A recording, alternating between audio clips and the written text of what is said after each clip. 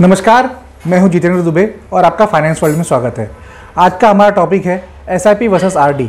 इस वीडियो द्वारा हम जानेंगे एसआईपी बेहतर है या आरडी बेहतर है और एसआईपी और आरडी की क्या विशेषताएं हैं। अगर आपको एसआईपी और आरडी के बारे में ज़्यादा जानकारी नहीं है तो पहले आप मेरा एसआईपी क्या है और रिकरिंग डिपॉजिट के जो वीडियो हैं वो पहले देखिए और साथ ही म्यूचुअल फंड क्या है ये भी वीडियो ज़रूर देखिए। लिंक मैंने डिस्क्रिप्शन बॉक्स में दे दिया है। चलिए शुरू करते हैं। एसआईपी आप मिनिमम 500 या 1000 रुपये से शुरू कर सकते हैं, डिपेंड करता है ये स्कीम टू स्कीम। वही रिकरिंग डिपॉजिट आरडी आप मिनिमम 100 रुपीज़ से शुरू कर सकते हैं, ये भी डिपेंड करता है bank to bank, NBFC to NBFC. Mutual fund SIP शुरू करते समय आप अपने रिस्क टेकिंग कैपेसिटी के हिसाब से डिसाइड कर सकते हैं कि आपको इक्विटी फंड में एसआईपी शुरू करना है या डेट फंड में एसआईपी शुरू करना है। रिकरिंग डिपॉजिट आपको ऐसे कोई चॉइस नहीं देता, आप अपने आरडी में इन्वेस्ट करते हैं एक फिक्स रिटर्न के साथ। एसआईपी में रिटर्न्स फिक्स नहीं है, ये डिपेंड करता है इक्विटी और डेट मार्केट पर और आपने कौन सा स्कीम चूज़ किया है। वही आरडी में रिकरिंग डिपॉजिट में यह फिक्स्ड मिलता है और जो निर्धारित समय बताया गया या जो टेन्योर के लिए आपने रिकरिंग डिपॉजिट चूज़ किया है उतने समय तक ये आपको फिक्स रिटर्न्स में देता है। एसआईपी में रिटर्न्स वेरिएबल होते हैं और मार्केट्स के हिसाब से ये रिटर्न और कैपिटल का खतरा हो सकता है।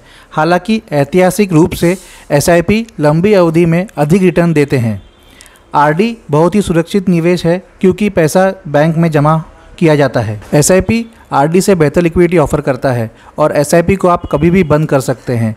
इन्वेस्टमेंट डेट से 365 डेज़ के अंदर अगर आप पैसा विड्रॉ करते हैं तो आपको 1% एग्जिट लोड देना पड़ता है और अगर 1 साल के बाद में अगर आप विड्रॉ कर रहे हैं तो ये बिना किसी पेनाल्टी के आपको मिल जाता है। आरडी भी एक लिक्विड एसेट है, इसे आप कभी भी विड्रॉ कर सकते हैं, लेकिन मैच्योरिटी के पहले इसे विड्रॉ करने पर आपको पेनाल्टी लगता है। ये पेनाल्टी डिपेंड करता है bank to bank, NBFC to NBFC. अगर आपने इक्विटी स्कीम में एसआईपी किया है और 1 साल बाद आप अमाउंट विड्रॉ करते हैं तो उस पर प्रॉफिट होने पर आपको 10% कैपिटल गेन टैक्स भरना पड़ता है और अगर आप 1 साल के अंदर ही विड्रॉ कर रहे हैं तो 15% कैपिटल गेन टैक्स आपको भरना पड़ता है।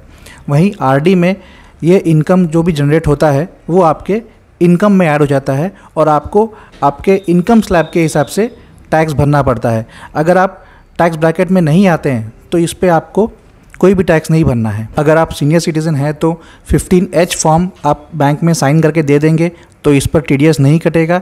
अगर आप सीनियर सिटीज़न नहीं हैं तो आपको 15G फॉर्म बैंक में जमा करना है ताकि आपके इंटरेस्ट इनकम पर टीडीएस ना कटे। मान लीजिए आपने 3000 का एसआईपी शुरू किया और स्कीम ने आपको 12% रिटर्न दिया और ये एसआईपी आपने 10 वर्ष तक रखा है तो आपके इन्वेस्टेड अमाउंट होंगे 3,60,000 और मैच्योरिटी पर आपको मिलेगा 6,97,017 रुपीज़ और जो प्रॉफिट होगा आपको जो गेन होगा वो रहेगा 3,37,017 रुपीज़।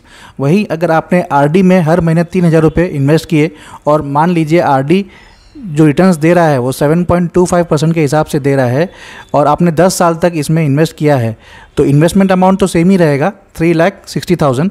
मैच्योरिटी पर आपको मिलेंगे 5,28,269 रुपीज़ और मैच्योरिटी पे जो गेन होगा वो रहेगा 1,68,269। जब भी हम किसी भी प्रकार का इन्वेस्टमेंट करते हैं तो हमें इन्फ्लेशन को ध्यान में रखकर ही इन्वेस्टमेंट शुरू करना चाहिए। मान लीजिए अगर 6.5% का इन्फ्लेशन रेट है और आपके एसआईपी ने अगर 12% आपको रिटर्न दिया है तो रियल रिटर्न आपके हाथ में 5.5% ही आ रहा है। वही अगर आरडी का कंपेयर करेंगे तो आपके हाथ में 0.75% ही आपको रिटर्न्स मिल रहा है जो कि लगभग ओनली 1% है। इन्फ्लेशन के आसपास में ही है, मतलब इन्फ्लेशन को ही खाली बीट कर पा रहा है, उससे ज़्यादा कुछ नहीं करेगा, आपको रिटर्न जनरेट करके नहीं दे पाएगा। हमें बड़े समझदारी के साथ एसआईपी और आरडी को चूज़ करना चाहिए। मान लीजिए अगर आपके गोल्स जो हैं वो शॉर्ट टर्म है, 1 साल या 2 साल या 3 साल तक के ही गोल्स हैं आपके, तो आपको रिकरिंग डिपॉजिट में इन्वेस्टमेंट करना चाहिए। हालांकि रिटर्न्स कम है लेकिन अश्योर्ड है।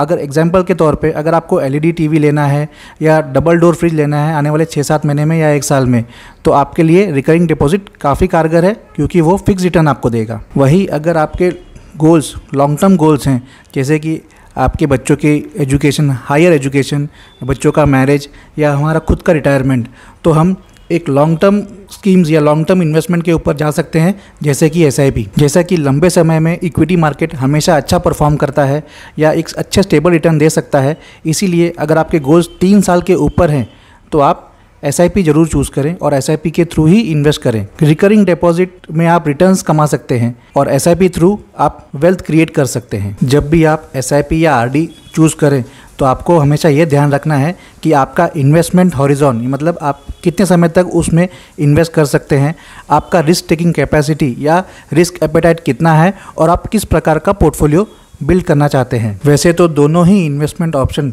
अलग अलग एसेट क्लास के हैं, लेकिन दोनों का मिक्स आपके पोर्टफोलियो को एक प्रॉपर बैलेंस देगा।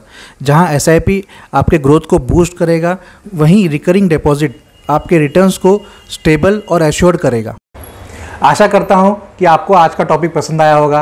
वीडियो लाइक ज़रूर करें, फैमिली और फ्रेंड्स के साथ इसे शेयर ज़रूर कीजिएगा। नोटिफिकेशंस के लिए बेल आइकन ज़रूर प्रेस कर दीजिए और हाँ, चैनल सब्सक्राइब करना ना भूलें। मिलेंगे अगले वीडियो में। जय हिंद।